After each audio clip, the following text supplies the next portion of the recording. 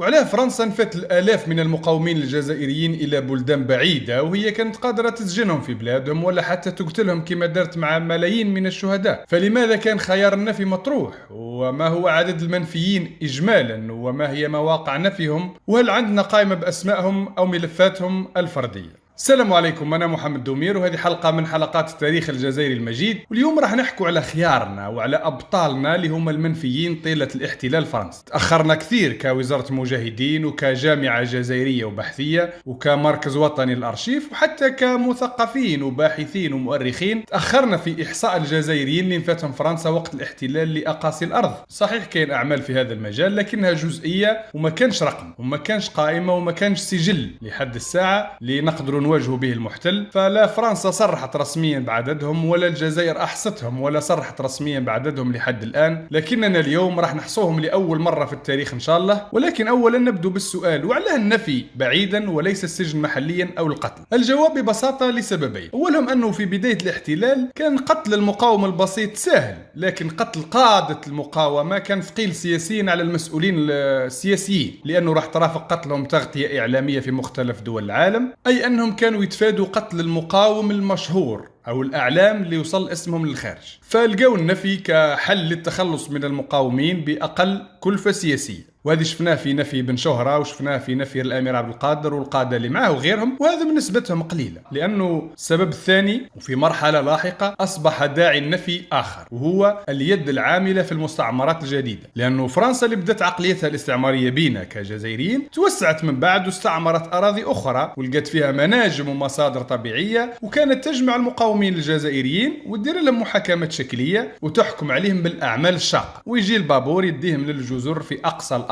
ويقولوا لهم: ما كان تحب تعيش أخدم فأنت محكوم عليك بالأعمال الشاقة. وكان الهرب فعلا مستحيل، لأنك تحكي على ما وراء المحيطات، وبدون شك كان موتهم أصعب ومعاناتهم أكثر ألم من معاناة بقية الشهداء رحمهم الله جميعا. واليوم وفي ذكرى ثورتنا المجيدة من واجبنا نذكروهم، ولعل مما يمكن فعله في استذكارهم هو بناء مشروع رقمي يحمل عددهم الكلي وبطاقة تعريفية بكل منفي. ومصدر البيانات اللي اعتمدت عليه هو الأرشيفات المجزأة والمتناثرة في مختلف المصادر وخاصة الفرنسوية منها. فمثلا هذه وثيقة ترحيل ونفي للمرحوم عبد الحفيظ بن أحمد، بابا أحمد بن حسين وأمه فجرية بنت محمد، مولود في تبسة، عمره 27 سنة، تم نفيه الكاليدونيا الجديدة في أوت 1893 على متن السفينة المسماة كاليدون. إذن هكذا قدرنا نجمع بيانات واضحة لأحد المنفيين، وهذه بطاقة رقم 1. هذا عباس بن أحمد، أمه عايشة بنت خالف، مولود في 1827 في المرابيض، يخدم فلاح وتم نفيه القايان عام 1867. وعبد الله أحمد بن محمد، أمه زينب بنت عراب من بجاية، تم نفيه عام 1902 إلى قويان. عباس محمد ولد مصطفى، ضواحي معسكر، تم نفيه 1926. وهذه امرأة اسمها عربية بنت مقدم من ضواحي وهران، تم نفيها أيضا عام 1881 لقويان، وكاتبين في ملفها اللي راح يروح معها للمنفى: لا تستحق الرحمة، لا إله إلا الله، مع إشارة جنسية. يعني والله داروا فينا الباطل، ولازم فعلا تجريم هذا الكلاب الفرنسيس اليوم قبل الغد. وهذا عبد الله بن علي الشابي من سوق هراس، ولد دريس من بسكرة تيزي والزود. وتخيلوا كان هذا تحويل الارشيف المصور يتحول الى قاعده بيانات تستخرج بطاقه لكل واحد، والنتيجه اللي راح تحصل عليها هي هذه المنصه اللي راح نطلقها اليوم رسميا، والخريطه التاريخيه للمنفيين الجزائريين. وهي منصه قمت بتطويرها لتوثيق كل منفي جزائري بملفه وبياناته المتاحه، بها تكون سجل رقمي ومرجعي لذاكرتنا الوطنيه ولذكرى اولئك الشهداء والابطال. نهدي جميعا هذه المنصه اللي راح نساهموا كل في اثرائها مع الوقت ان شاء الله.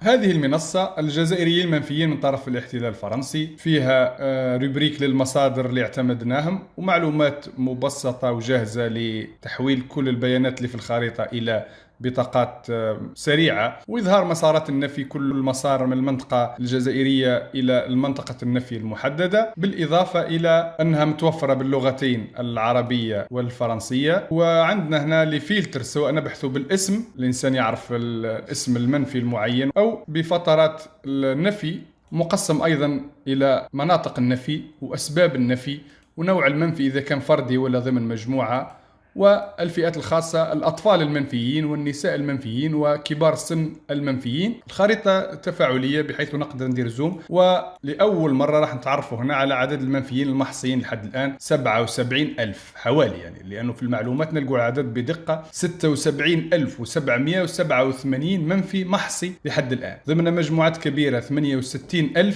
وكأفراد 7,900 منفي. المنفيين حسب منطقة النفي أيضا مقسمين هنا إلى أمريكا الجنوبية وآسيا وغيرها. المنفيين حسب دولة النفي والعدد اللي رحلها، حسب سبب النفي هذم المحكومين والسجناء أكثر، وحسب الولاية الأصل أيضا. والمنفيين حسب عقد النفي أيضا، شوفوا أنه أكبر عملية نفي بدأت في 40 إلى غاية 60. بينما الخريطة التفاعلية لو كان نظهروا مسارات النفي، إظهار المسارات كاملة، راح نشوفوا أنه تتشكل عندنا 77,000 مسار، كل واحد ينطلق من المنطقة اللي مفروض أنه يكون منها المنفي إلى وجهة النفي تاعو. كل منفي عنده بطاقته الخاصة، لأنه خلينا نخفوا المسارات باه تكون واضحة، ونعودوا نرجعوا إلى العدد كي نديروا زوم راح ينقسم إلى مجموعات حسب المنطقة. اللي باللون الأخضر هذم هما المنطقة الأصل اللي هي الجزائر عموما، واللي بالاحمر هما مناطق النفي. عندنا 32,000 منفي الى غويان، وعندنا 5,700 منفي الى مدغشقر، وعندنا 17,000 منفي الى كاليدونيا الجديدة، وعندنا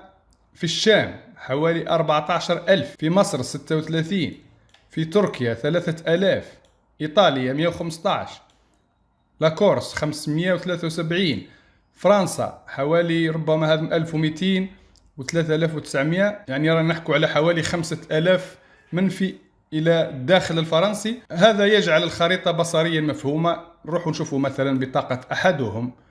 لو كان نشوفوا هذا مثلا، شكون هذا؟ محمد بن عبد الله من ولاية تيارت، تم نفيه سنة 1843، وهو من أتباع الأمير عبد القادر. المصدر ها هو اسم الملف تاعو في أنوم الفرنسية في قاعدة البيانات الفرنسية. ونفس الشيء هذه مجموعة من 10 تتحول إلى أفراد.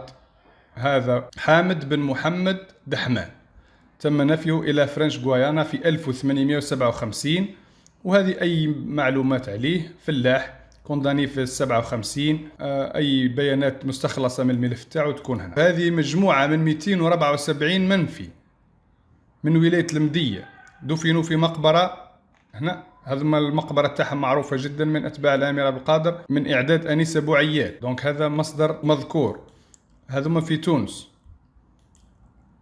لكحل بن موسى من الجلفة، نفي إلى تونس في 1887. في لي فلتر بار اكزومبل، لو كان نديروا الفلتر تاع النساء راح نلقوا عدد النساء المنفيات إجمالا 14. حليمة بن سالم من بسكرة نفيت إلى تونس في 1910.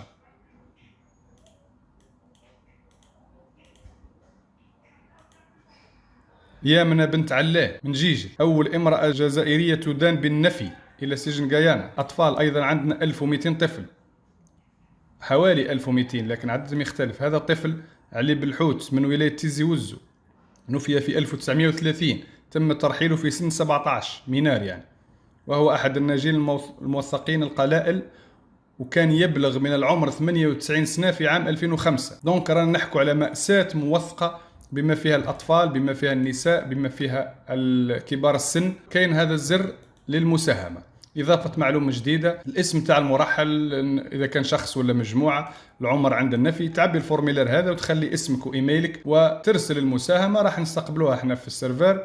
وهكذا نكونوا عرفنا لأول مرة أنه على الأقل الشيء اللي بديت به أنا كباحث فردي هو 77,000 منفي جزائري. راح تزيد القائمة لأنه مساهماتكم أنا متأكد أني ما غطيتش كلش، مساهماتكم راح تثري. أيضا بعض المواقع ما هيش دقيقة هنا، لأنه ما لقيتش الموطن الأصلي للجميع. هذا اللي فيهم علامة حمراء كامل، أنا درت لهم العلامة الحمراء باه يتميزوا أنه الموطن الأصلي تاعو ماهوش صحيح. غير معروف، ما عرفتش الموطن تاعو، لكن عرفت أنه جزائري، ونحتاج تعديل، يعني اقتراح تعديل ليتحصل على وثيقة ويرفعها. رانا نحكوا على آلاف والآلاف من الجزائريين المنفيين. شوفوا كيفاه أمريكا الجنوبية كان أغلب المنفيين فيها هي، واليوم رانا أمام ملف فعلا يستحق أن يكون من أقوى ملفات تجريم الاستعمار، لأنه عدد 77,000 وهو عدد ابتدائي، أنا نظن راح يفوت 100,000 منفي. هذا العدد راه يساوي تقريبا عدد سكان ولاية جزائرية حالية. رانا نتحدث على جريمة هم وثقوها بأيديهم، وما علينا إلا أننا نكون على قدر مسؤوليتها. والسلام عليكم ورحمة الله وبركاته.